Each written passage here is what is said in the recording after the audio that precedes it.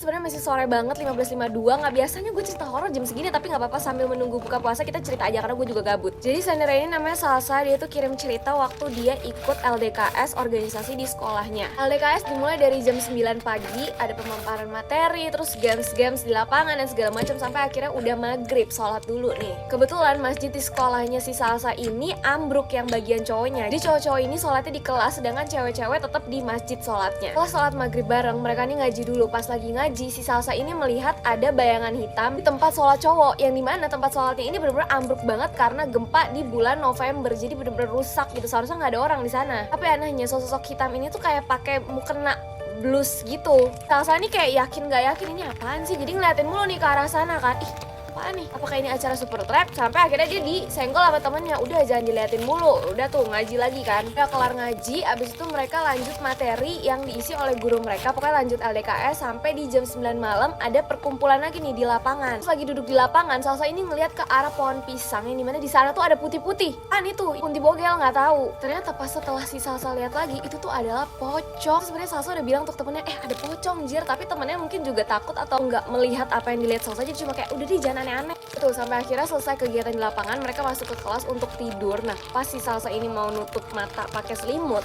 itu tuh dia ngeliat ke arah jendela luar kelasnya banyak putih-putih yang lalu lalang. Tapi ya udah, karena di situ posisinya udah malam juga, terus teman-temannya mungkin udah pada tidur, jadi dia kayak takut juga. Akhirnya dia tutup aja pakai selimut mukanya dan udah, besokannya nggak ada kejadian apapun lagi. Siapa di sini yang pernah mengikuti LDKS? Apakah kalian juga pernah merasakan hal-hal horor kayak gitu?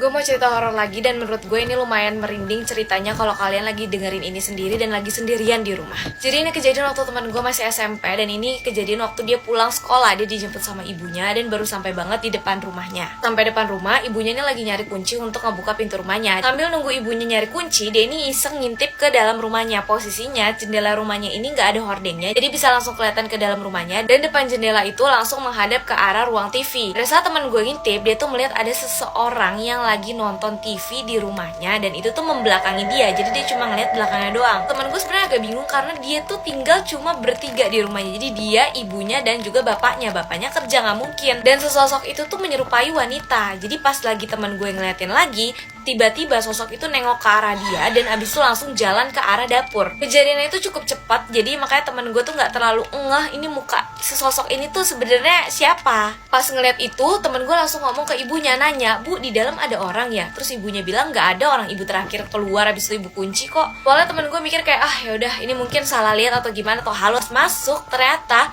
TV di dalam rumahnya ini nyala. Jadi yang temen gue lihat ini beneran ada. Akhirnya temen gue cerita ke ibunya, dan ibunya berpikir bahwa kayak jangan-jangan ini maling. Akhirnya diikutin lah, karena si sosok ini kan larinya ke arah dapur ya. Jadi diikutin ke dapur, dan pas dilihat ke dapur gak ada siapa-siapa.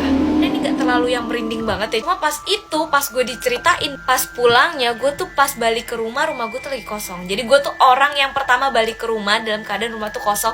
Bapak gue lagi pada pergi dan Farah juga lagi pergi. Jadi pas gue balik ke rumah kosong tuh gue langsung kayak inget kejadian temen gue kan takut tiba-tiba gue masuk ke rumah ada yang lagi nunggu gue.